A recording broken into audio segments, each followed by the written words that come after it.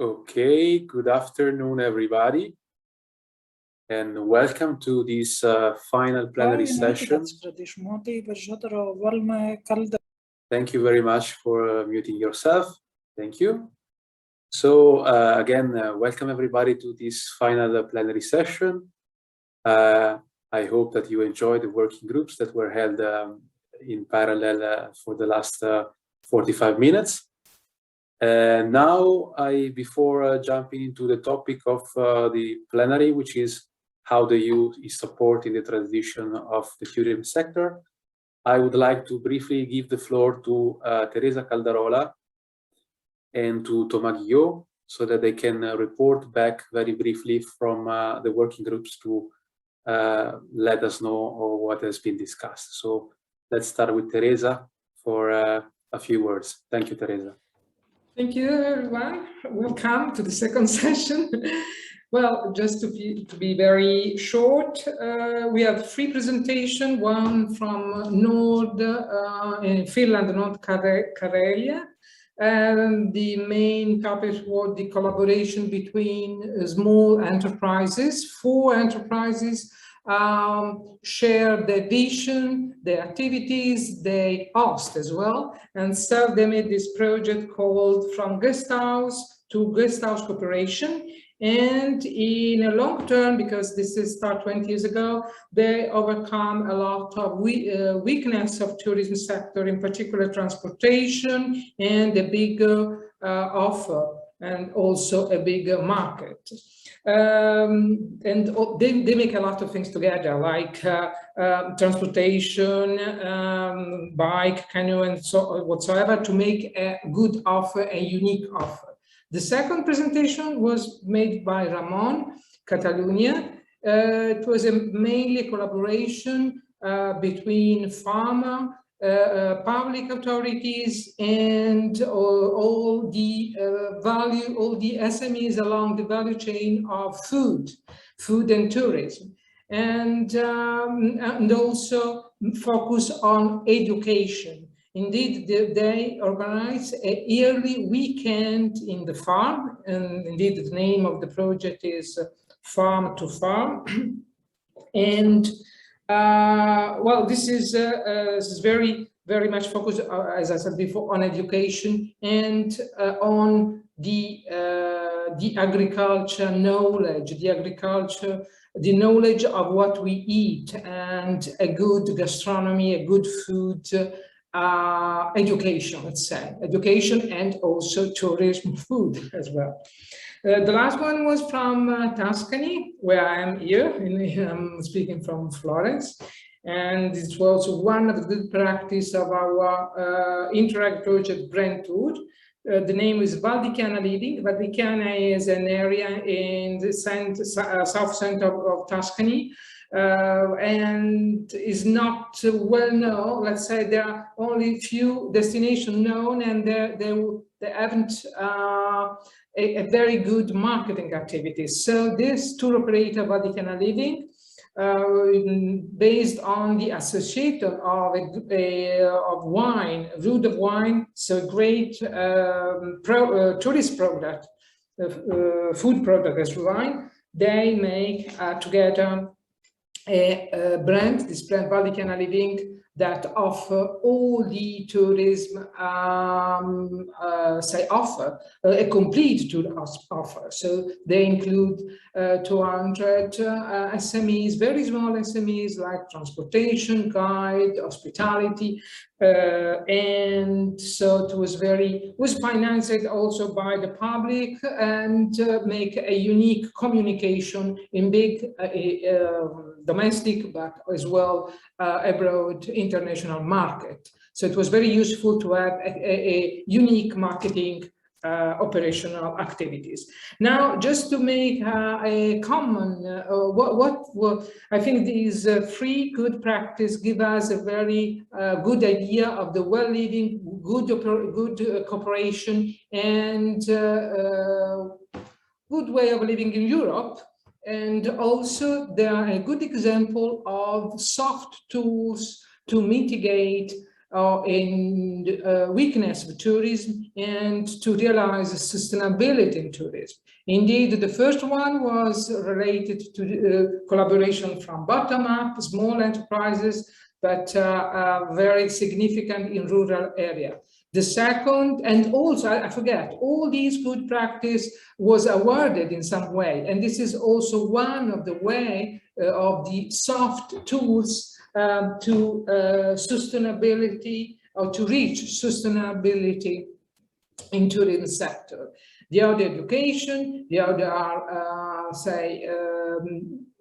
scheme and soft scheme or soft agreement, and also the common strategy, common communication. This was the case of Valdichiana Living. I also put a matrix of all these free good practice within the 17 Sustainable Development Goals. And all these free good practices was a good example of the 17 sustainable goals, which is now just a moment, which is regarding partnership, and also the 18 that is promoting sustainable and inclusive economic growth, and also the goal 12 regarding sustainable consumption, and as well goal 3 regarding health, lives and promote well-being, and goal 2 regarding active food security and improve nutrition and promote sustainable agriculture. So this was exercise to use these also for capitalize these free good practice in the world on to link in a big framework that could be useful for the future, but also for going in this mindset of sustainability and big in the world, let's say, not only in a single region. So this was my main contribution. Thank you very much for that, Teresa. It's very interesting to see how competitiveness can also really, as you just mentioned, contribute to the achievement of global sustainability goals. So that's very interesting what you just said. So now to Thomas, please. Okay. So I'm Thomas Guillot, project officer at Nextour. For those who were in my group, they already know. We talked about off-the-beaten-track tourism, and we had a good demonstration of the diversity of product developed in the framework of Interreg Europe, some cultural activities, companies involvement, communities engagement, nature activities. And the strategy of those three good practices were mainly through geographical spreading of the tourism offer, and it was very interesting to see. First, we had the Prosico Hills initiative was trying to create an alternative attractor for a better balance in the tourism region. They are indeed between the Dolomite and the Venice coast, which is two big areas of tourism, and they are with the involvement of companies and vineyards, especially, they are succeeding into creating a new offer for a slower tourism, and that's where we can see competitiveness and sustainability are not necessarily opposed into the creation of a new tourism offer. Secondly, we had the Teruel province in Aragon, in Spain, who has developed new skills to adapt to a post-COVID period. All regions, of course, were affected by COVID, and all regions try to redirect their efforts towards a staycation for their local stakeholders. We talked about staycation, and in Brussels, we often talk about recovery plans in a larger scale, all the time, in regional scale, in national scale, in European scale. And I think it was very interesting to see a good example of a recovery plan as local level. And finally, we had 1,600 kilometers of Via Transilvanica in Romania, which is a very good example of community involvement through local authorities, but also private and public partnership. Plus, it's piloted by an NGO with the involvement of many local volunteers and also ambassadors. It's the only tourism initiative at this scale in Romania, so it was very interesting to see everything come together to create this new offer with attracting local and international visitors. So in the end, we saw that community engagement, local communication is a good tool for a richer, slower, more sustainable tourism offer. And I want to redirect that to our message in next tour, where, for example, in the next thematic conference is going to happen in 2 days, we are going to talk about building a better recovery towards the tourism of tomorrow through partnerships with involvement of citizens and public and private sectors. So it's very much indeed ingrained into our message, and we are very happy to see all these good practices from the Interreg Europe program. And I am very eager to hear about ERDF in the next presentation. So thank you, Thomas, for giving an overview on our discussion in working group number 2. So this concludes our round, and it's time to give the floor to the policy officer from the European Commission, DG GROW, Internal Market, Mrs. Ramune Venturi. Thank you for coming online, Ramune. Thank you. We see you now. Perfect. And can you hear me as well? Good afternoon. Good afternoon. So the floor is yours. We really look forward to discovering how the EU is supporting the transition to the tourism sector. Thank you. Thank you very much for the invitation. Can you see the screen, first of all? Yes, we can see it. Okay. Well, I have listened to what you have shared of the good practices implemented in different regions. This is precisely what we are looking for, and this is precisely what we need, good success stories to be shared and spread all across Europe. I would like to give an overview of where we stand today in the tourism ecosystem and what kind of support we foresee in the coming years. Tourism ecosystem is indeed slowly picking up. We have had quite a good summer in some regions and for some types of tourism in particular. If we talk about the domestic tourism and intra-Europe tourism, there we have seen an important picking up in general, right? However, we have to say that tourism is still in a crisis mode, and especially for certain regions and certain types of tourism where we are depending a lot on international travel, or let's say business tourism, city tourism, there we have still quite some difficulties. But there is an optimistic note with which we have closed the summer season. Of course, the digital COVID certificate role was very important, and we have seen growing confidence among the travelers and the businesses.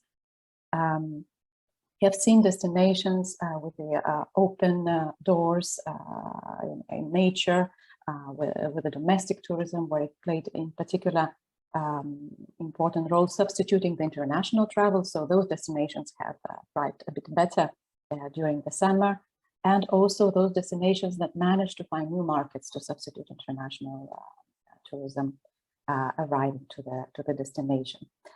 We can see that the overall business confidence has increased, and these are the graphs precisely representing.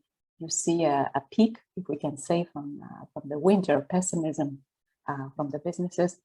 In the summer, we have seen really an impressive peak in the business confidence, which is important to keep up and to build up.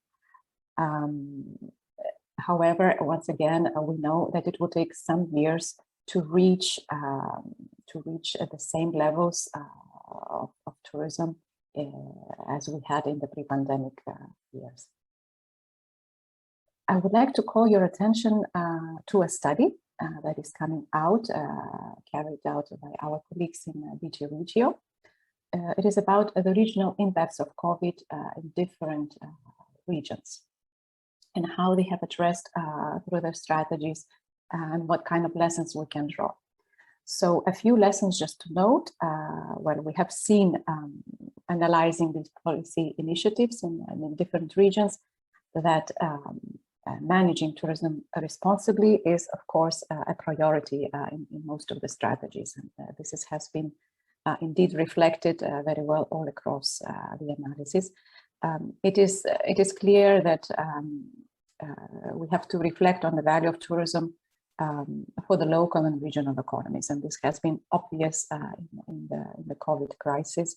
And we have to increase the quality and the effectiveness of our services and products, and to reduce the negative impact on the environment. We have seen also some new destinations emerging, in particular in the national parks, in less crowded rural areas. There it is also important to be careful to learn from the past lessons of mass tourism and over-tourism, and not to repeat the same mistakes. So carefully managing and planning ahead tourism flows is important for the new destinations. Tourism needs to be sustainable. This is an obvious statement today already for everyone, I think. Again, reducing negative effects of travel, accommodation, of catering activities, and also being responsible with the local community. So when we talk about sustainability, we often mean the environmental aspect and the aspect of the local communities. So the two go hand in hand. Digitalization becomes the new backbone for tourism, in the sense, of course, of digital tools that we have been using during the COVID pandemic, but also developing new knowledge and new tools for the market intelligence, to support the decision making, and also the schemes for improving digital skills. This is very important. Collaboration, innovation, creative ideas. This is something that we see, especially at the level of regions, and the projects that you were discussing and exchanging ideas is a good reflection of it. We couldn't emphasize more the necessity of collaboration and sharing the best practice, because at a smaller scale, regions, smaller destinations are more flexible also of implementing novel solutions, creative solutions, than we can see, of course, at the level of a country, of a bigger destination. So we see that regions can fill in the gaps in many cases by providing these creative ideas and innovative solutions. Long-term goals, of course, these are the key words for any kind of sector. Tourism is not an exception. We're aiming for green, digitally fit and resilient ecosystem. Recovery is still very important because tourism still is in crisis and help is needed. So we emphasize the resilience, and here we have a lot of instruments to support green and responsible tourism. We have a clear strategy, our European Green Deal, where tourism has to be part of achieving the goals, also benefiting from greening all other areas, mobility, agriculture, all other related sectors that will help tourism to thrive as well. Digital transformation is another key pillar and aim. We have to build up innovation, and we have to have tourism based on data. This is not so simple, but this is an important aspect to mention. And skills, well, it is a horizontal goal. Without skills, be it digital or green, adapting to the new realities, we cannot achieve a more sustainable and more resilient tourism. And global competition, obviously, is something we want to maintain. We want to maintain Europe as sustainable and quality destination. How are we going to transform tourism along these key paths? Well, with a renewed industrial strategy, we have launched a co-creation process for transition pathway, as we call it, for tourism. Tourism was one of the first ecosystems taken as an example to create this transition, and we aim to do it together with all the stakeholders. I will explain now in a minute. So why tourism? Why tourism was selected to be a first ecosystem to go ahead with the transition? First of all, we can say that tourism finally is indeed very important in Europe, and at the political level it was noted during the COVID pandemic and after that it affects all areas of economy, that it is important in terms of growth and in terms of job, and that it was obviously hit very heavily in the COVID crisis. It was one of the ecosystems most impacted, and the challenges that we are facing are complex for tourism, especially keeping in mind the very complex value chain of tourism ecosystem, of different areas involved and different players involved.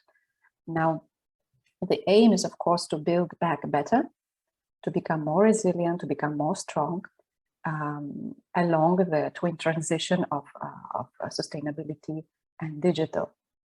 How we're going to achieve that?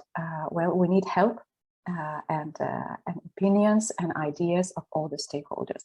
We have started launching a staff working document where we have put as a Commission our ideas, our vision, the difficulties, the challenges we see, where we see a tourism ecosystem should be in the coming years. So the vision for 2030, 2050, what could be the tools, what could be the targets, specific milestones, and who should do and what.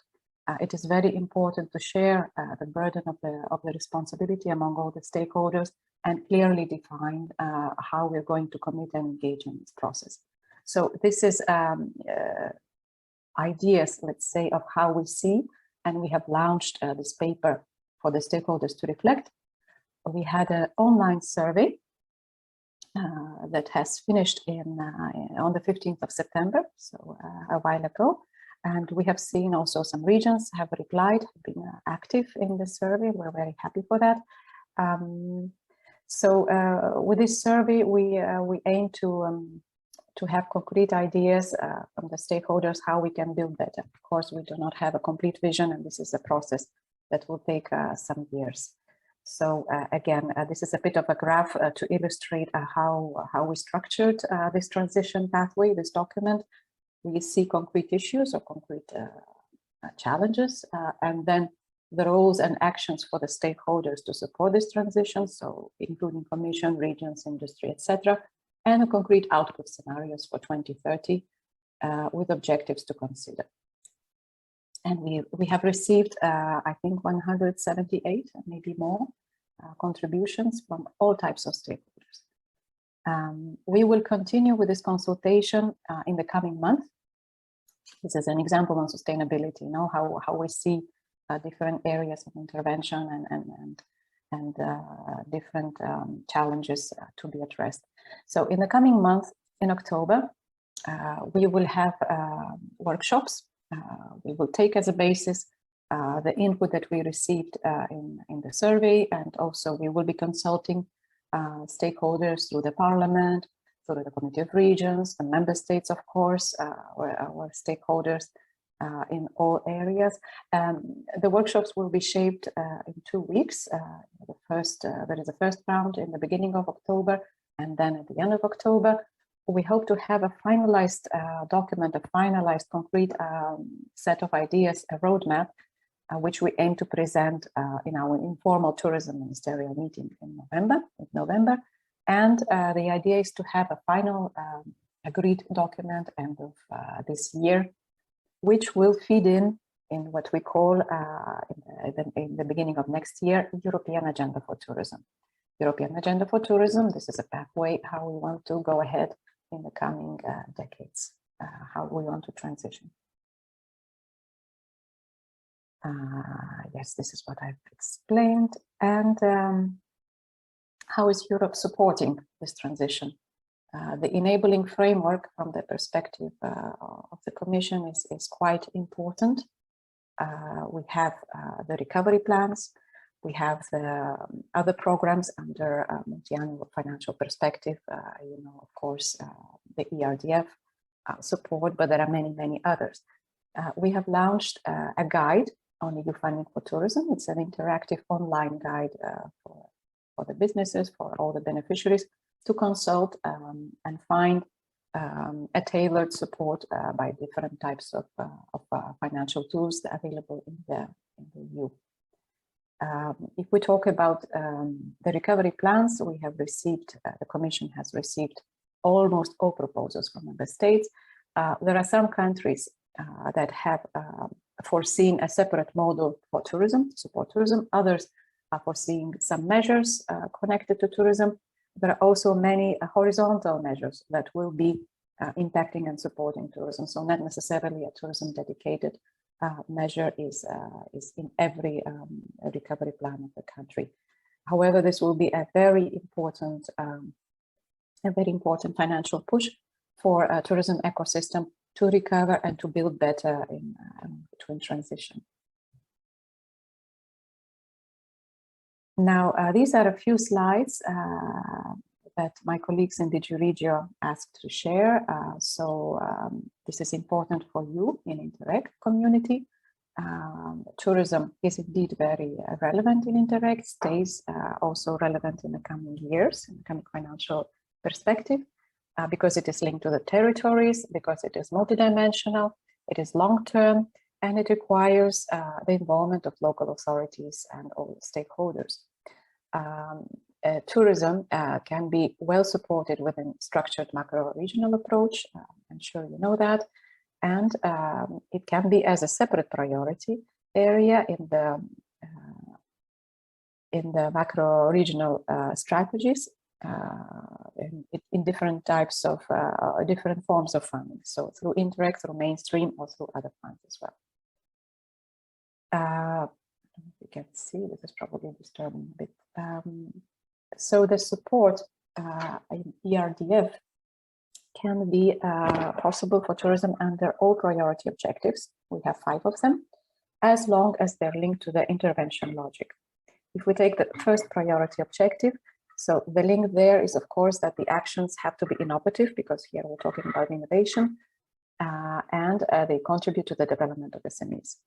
In the priority objective 2, the intervention logic is that actions concern nature of tourism with a goal to valorize biodiversity, or actions that are addressing waste and energy, so circular economy, impacts of tourism, sites and activities. Priority objective 3, there the logic is to improve accessibility of touristic and cultural sites and activities. Priority objective 4 is important because there we have a specific mention of tourism for the first time. The actions have to be related, of course, to the concrete strategy for tourism. So when we are asked what is eligible under this priority objective for tourism, it has to be linked to the concrete strategy in general, tourism, be it at the national or regional level. Priority objective 5, here it is important to link to the territorial approach. And those integrated actions have to be part of a territorial strategy. Here it is, a quick overview. Once again, thank you very much for having me in this workshop. I would gladly take some questions if I may reply to them. And we're still looking forward to your contributions, to your concrete proposals, how we can transition tourism for better, for more green and more digital and more resilient. So any input is still very much welcome. Thank you.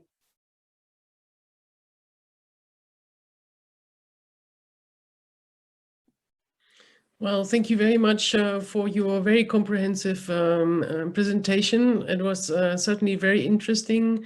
We have seen that we have several areas of intervention open for tourism, so everything is still possible. So thank you also very much for your kind offer that we can still make some contributions and give you some maybe feedback, or maybe also some good practices. So I'd just like to say, from the Interreg Europe Policy Learning Platform, we are very happy to provide you with examples and, for example, what we have seen here today, with many examples that could maybe feed into your upcoming strategy on the tourism transition pathway, so that if you are interested, we are really happy to work with you on that.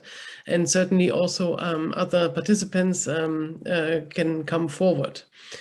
So my first question is to the audience. Do you have any questions how this could be looking in the future from the what the ERDF, for example, can do? Or do you have any questions to Ramona?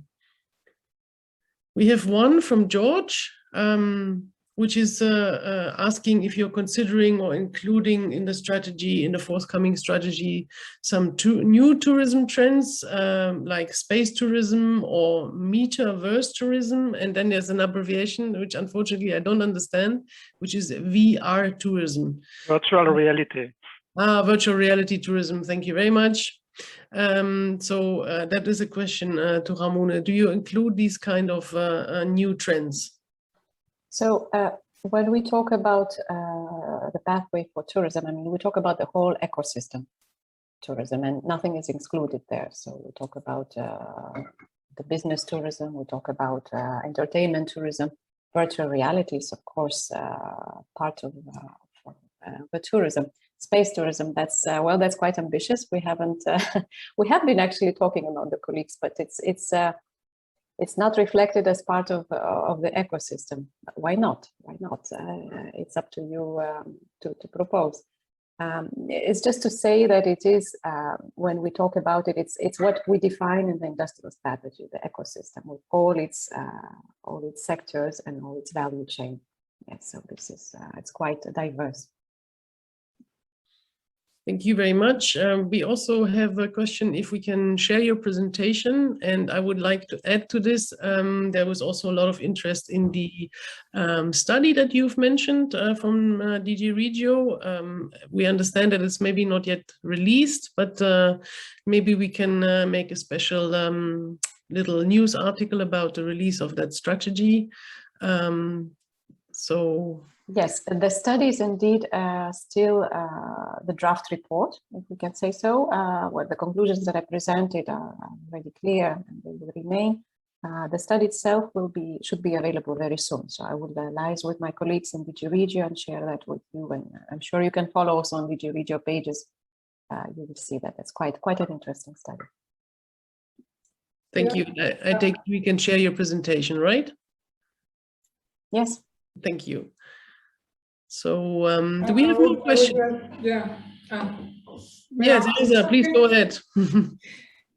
Yeah, I would like to ask if in your discussion of the new activities and your action or plan, you said you will have a meeting with the national authorities or national minister. I suppose, I don't know, the question is, are you thinking to have also with regions or only with the committee of region and network of regions? Because, you know, it's quite different.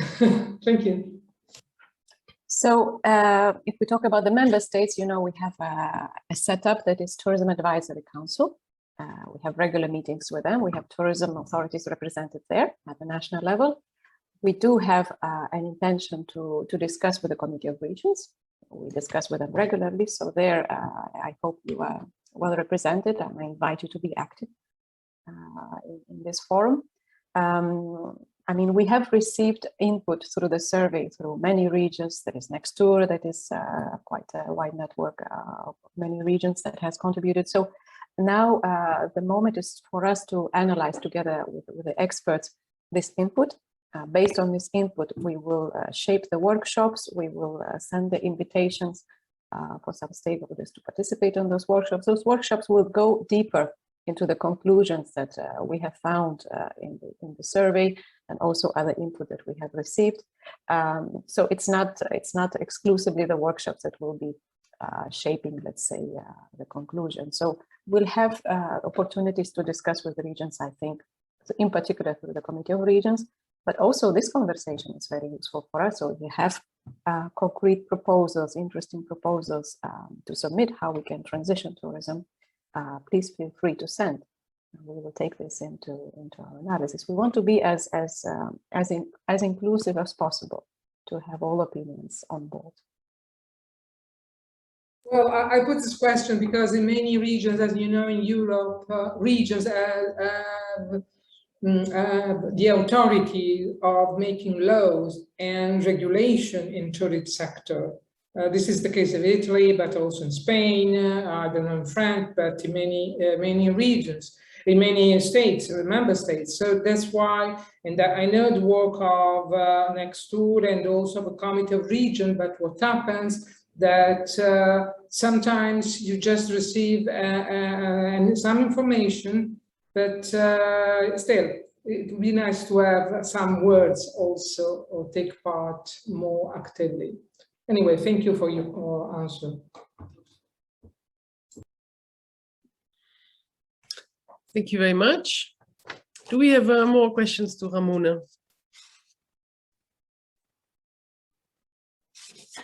Well, if this is not the case, I would like to make some first wrap up and conclusions about this extremely interesting workshop. The tourism sector has been one of the most hit by the COVID pandemic, and even though we hear now from Ramona also there is a slow recovery going on, there is still a lot of work to be done. However, you have reported today about a lot of successes. I was extremely impressed, I must say. You have reported that you have been able to attract more tourists, local, international, that you have been able to increase overnight stays, you implemented new long-term strategies, and you enabled also the collaboration of actors in very dispersed areas. So one person said there is accidental, when there was accidental collaboration beforehand, now you have turned in most of these cases the collaboration into functioning networks, clusters, other entities that are bringing together not only SMEs and NGOs, but also municipalities and academia. So there is a better collaboration between small hotels, guest houses, between bars, restaurants, museums, forts, but also producers and farmers and so on. So actually a very lively collaboration that is taking place. And in most cases, you're working under a common branding now, launching communication and marketing campaigns together to draw the attention to your new regions.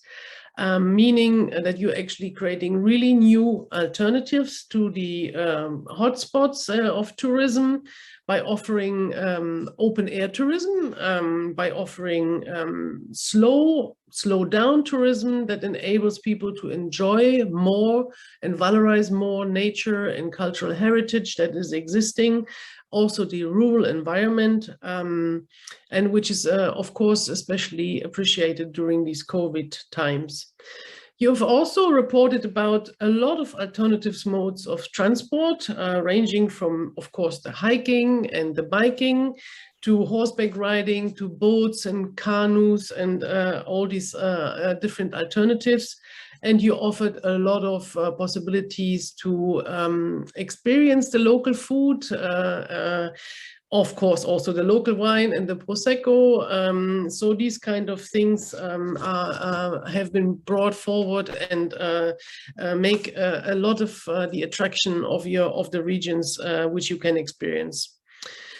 Also, the regions have made a lot of efforts to bring these networks together. They offered some financial support, but also manpower. Trainings have been offered, or ambassadors for this slow tourism have been brought together to make it more known. You have used the ERDF and also other EU projects to bring this all together, which is very interesting. And so your work is a true inspiration, I must say, and you have been already successful, and I hope that you will be even more successful in the future. We have been offered the possibility to make contributions to the new tourism transition pathway and the strategy that is being put together by the European Commission at the moment. So this is the time now. Because they are developing all of this for the new programming period. So please don't be shy and put also your information forward to create a more resilient, sustainable and digitalized tourism industry. I would like to thank all of our speakers and also especially the discussants who have been helping very much to steer our discussion. I would encourage you all to learn more with the different resources that we're offering at the Interreg Europe Policy Learning Platform. You have heard that we have lots of different services that we are offering, so you can go more in depth, for example, through a matchmaking or a peer review, or you can listen to the workshops or webinars that we have already held. Everything is available on our website. When the website is not just transferred, then it's normally open and fine.